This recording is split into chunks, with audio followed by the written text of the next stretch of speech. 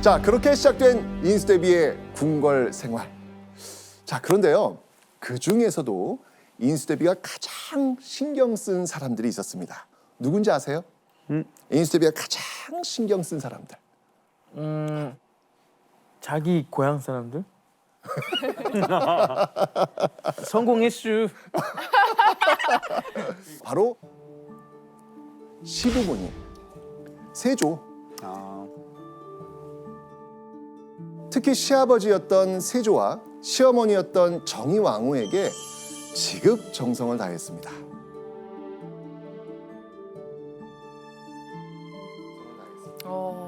어느 날은요, 인수대비가 이 궁녀들이 준비한 이 수라상을 유심히 살펴봅니다.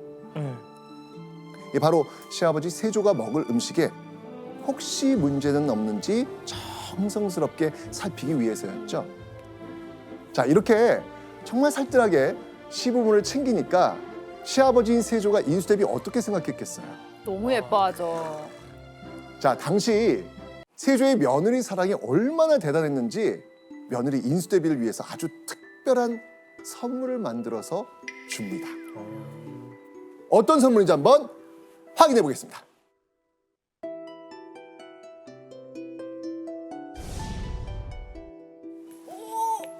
세조가 효부라는 도장을 만들어서 내렸다. 효부. 이게 무슨 뜻일까요? 아, 약간 그 옛날에 우리 초등학교 때 참 잘했어요 도장 같은 거 있잖아요. 맞아요. 그러니까 세조가 인수대비의 효심이 대단하다는 걸 공식적으로 칭찬해 준 겁니다. 자, 게다가요, 세조는요, 며느리 인수대비를 국가 사업에도 참여시킵니다. 인수대비가 특히 뭘 잘한다고 했죠? 아, 언어. 네, 맞습니다. 산스크리트어. 이거 읽을 줄 안다고 했잖아요. 네. 그래서 세조는요, 인수대비의 그 재능을 발휘할 수 있는 불교 경전 간행 사업에도 참여시킵니다.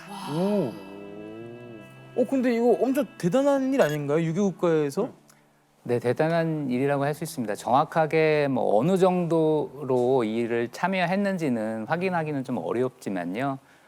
당시 왕실 여성이 국가 사업에 참여한다라고 하는 것 자체가 되게 뭐 희귀한 일이었고, 그것은 인수대비가 그만큼 어떤 이 학식과 나름대로 불교에 대한 소양이 깊었기 때문에 가능했던 것이라고 보입니다.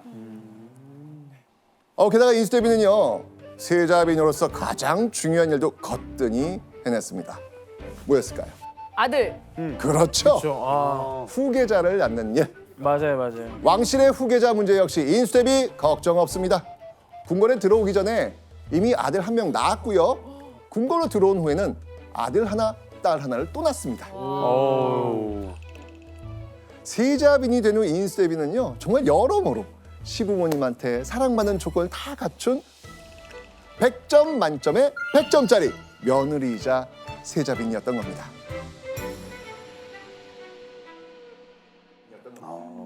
이때 인수대비는 미래에 왕비가 될 자신의 모습, 또 미래에 왕의 어머니가 될 자기 모습, 이런 걸 상상하지 않았을까요? 그럼요. 예. 그런데 말입니다. 1457년 9월 인수대비의 운명을 요동치게 만드는 충격적인 일이 벌어집니다. 대체 그녀에게 무슨 일이 일어난 것일까요?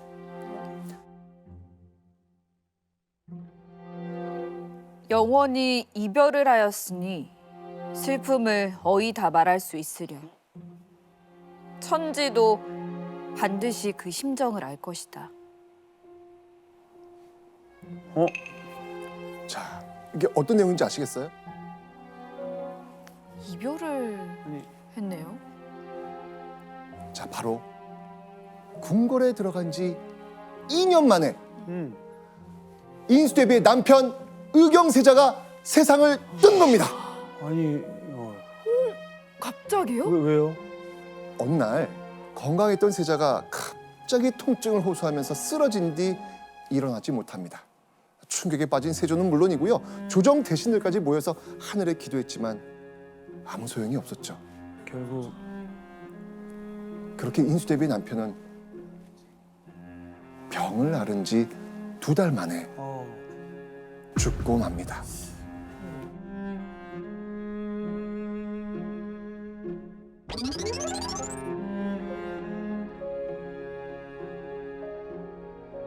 세조의 뒤를 이어 다음 왕이 될 의경세자의 갑작스러운 죽음. 그리고 이 모습을 지켜볼 수밖에 없었던 아내 인수대비. 이때 인수대비의 나이는요 고작 21살밖에 되지 않았습니다. 심지어요 셋째 아이를 출산한 지 2개월밖에 안 된 아유. 그런 때였습니다. 새 아이만 남겨두고 하루아침에 세상을 떠나버린 남편.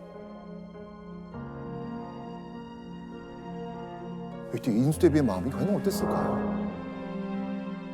그야말로 청천벽력, 하늘이 무너지는 심정 아니었을까요? 자, 그런데 인수대비는요 마냥 슬퍼할 수가 없었습니다. 왜냐고요? 인수대비의 신분이 뭐였죠? 지금 세자빈. 네, 세자빈. 세자빈이었지 않습니까? 다음 세자가 누가 될지, 그리고 그에 따라서 자신의 처지는 어떻게 될지. 당연하지. 자, 그럼요 인수대비 입장은 당연히 혼란스러울 수밖에 없었을 겁니다. 그런데 이때 시아버지 수양대군이 새로운 세자를 선택합니다. 자, 과연 시아버지 수양대군의 선택은 어땠을까요? 뭐예요? 해양대군? 아니 그 의경세자의 동생인 건가? 그렇죠. 세조의 손자가 아니라 세조의 둘째 아들이었던 해양대군을 선택한 거예요. 어째서? 교수님, 세조는 왜 해양대군을 세자로 선택한 걸까요?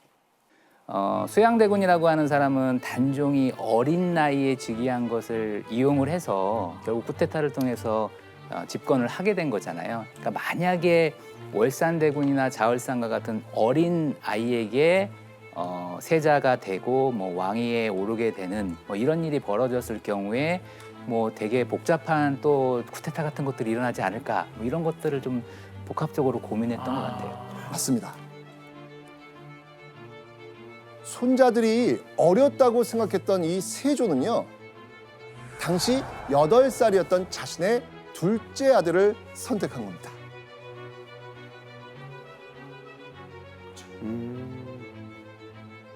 하루아침에 왕비가 될 기회도 잃었고요. 그것도 모자라서 아들들이 왕이 될 기회도 잃어버렸던 인수대비. 자, 그런데요.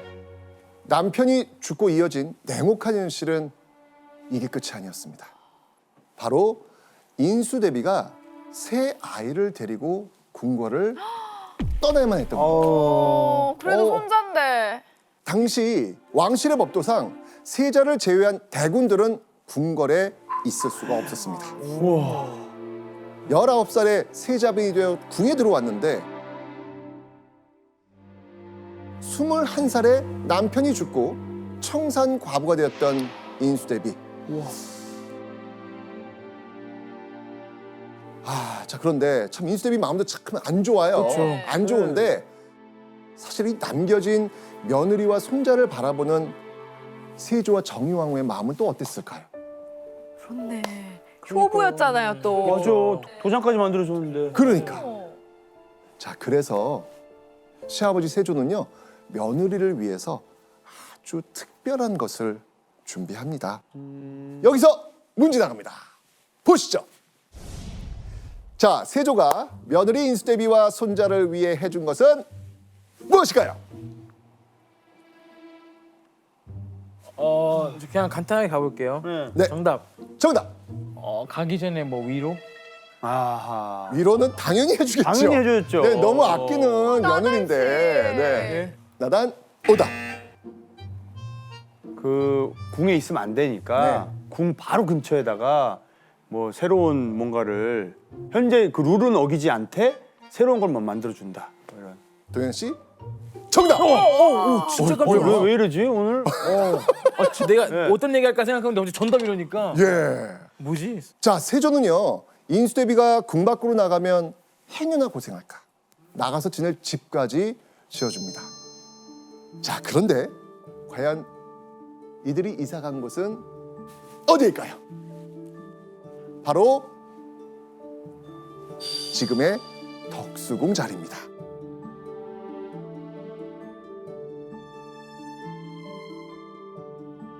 아 이렇게 또 이렇게 연장이 이렇게 확장이 됐구나. 그렇습니다. 그렇게 인수대비는 시부모님과 떨어져 살게 됐지만 여전히 최고의 며느리로서 본분을 다합니다. 자, 그리고 이때요. 이 인수대비가 특히 심혈을 기울여서 정성을 쏟은 것이 있습니다. 바로 자식들의 교육 문제였습니다. 인수대비는요. 자신의 아이들에게 항상 공부와 책을 가까이 하도록 가르쳤는데요. 이런 기록이 남아있을 정도입니다. 보시죠. 조금이라도 과실이 있으면 덮어주지 않고 곧 얼굴빛을 바로 하고 경계하였으므로 시부모는 농담으로 복빈이다 라고 하였다.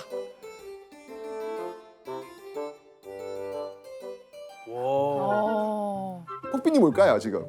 조금이라도 뭔가 그 아들들이 잘못하면 막 안 덮어주고 막 혼내고 엄격한 엄마. 엄마가 맞습니다. 자, 이 폭빈이라는 농담을 들을 정도로 참 엄한 어머니였던 인수대비. 실제로 본인이 공부도 잘했던 만큼 또 그 밑에서 아이들은 열심히 공부할 수밖에 없었겠죠. 특히 둘째 아들 기억나요? 둘째 아들 이름? 자을 산군. 산군. 그렇죠. 둘째 아들인 이 자을산군은 인수대비처럼 책을 참 좋아했다고 합니다. 그뿐만 아니고요. 인수대비의 그 아들들은요. 모두 효심이 깊고요. 홀로 남은 어머니 인수대비를 지극히 섬겼다고 합니다. 자, 세월이 흘러서 인수대비는요. 세 자녀의 결혼식까지 모두 치릅니다. 자식들의 교육에 결혼까지. 자, 이렇게 인수대비가 궁박 생활에서 안정을 찾아갈 무렵. 인수대비의 인생은 다시 한번 뒤흔드는 충격적인 사건이 일어납니다. 1468년 9월 시아버지 세조가 병으로 사망한 겁니다.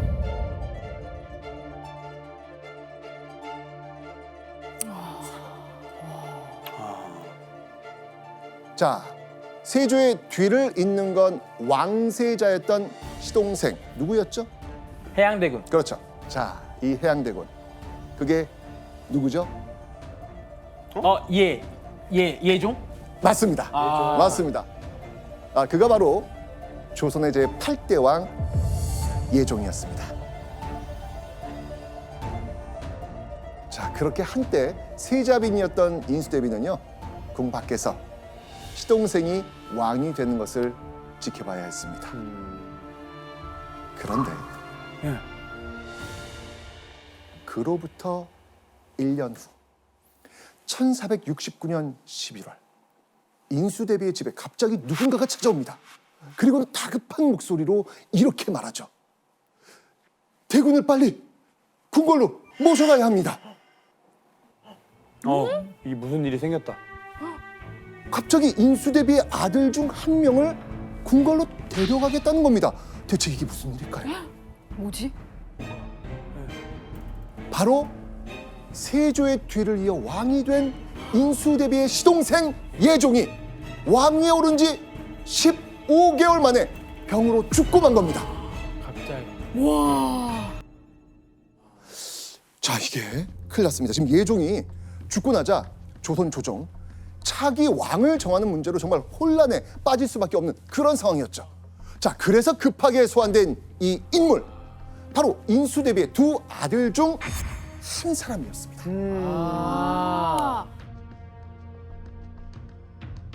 누구였을까요?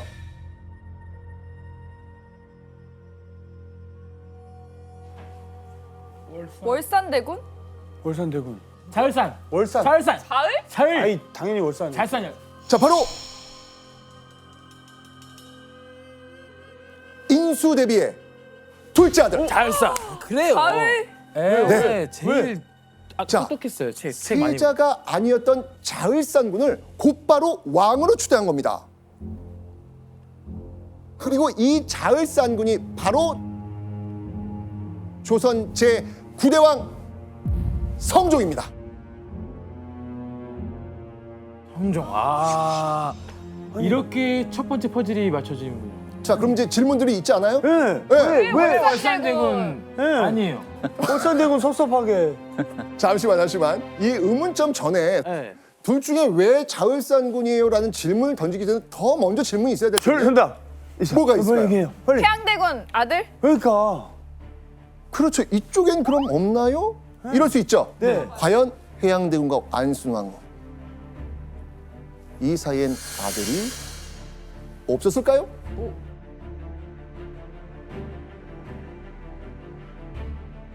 있습니다. 제한대군이 있었구나. 있습니다. 예종에게는요 아들 제한대군이 있었습니다. 그러면 예종의 첫째 아들이 제한대군인데 제한대군이 됐어야 되는 거 아니에요? 그렇죠. 자, 그런데 당시 예종의 아들 나이가 몇 살이에요 지금? 4살이야. 4살. 너무 어려서 제외됐던 겁니다. 4살이 어떻게 왕이 돼? 네. 지금 우리 아들 나이인데 말도 제대로 못해 아직. 진짜 말도 진짜 못해. 맞아. 진짜. 좋습니다. 자, 첫 번째 의문 풀렸고요. 네. 자, 또 한 가지 의문점이 있습니다. 아니, 아까 인수대비의 아들 몇 명이었죠? 2명. 2명이었잖아요.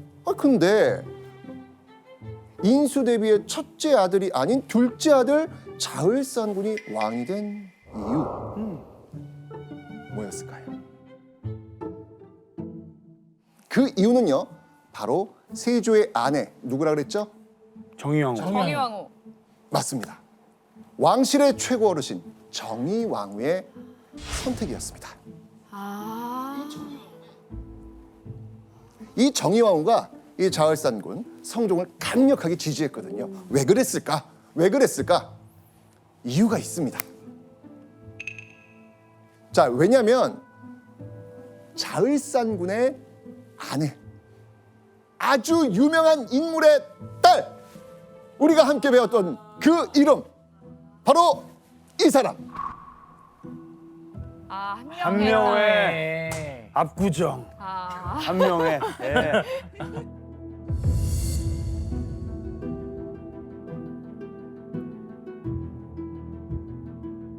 당대 조선 최고의 권력자 한 명의 넷째 딸이 성종의 아내 공혜왕후였던 겁니다.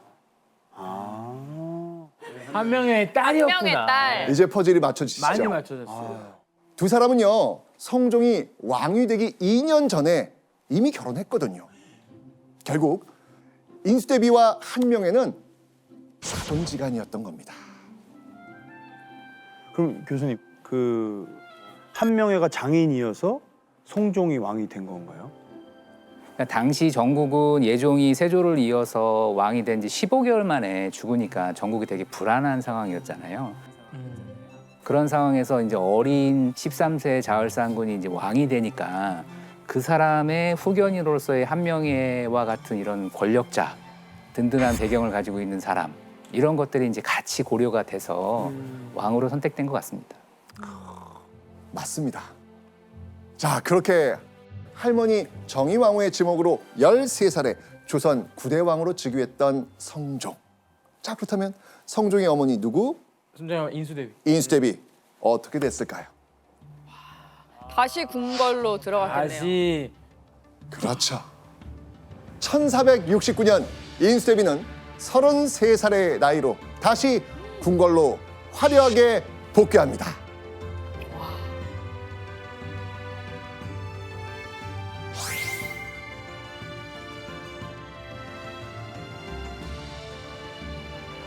어릴 때부터 효심 깊었던 아들 성종에 또 자신을 믿고 지지해주는 시어머니 정의왕후까지 이제 드디어 인수대비의 행복한 궁궐 생활이 시작됩니다.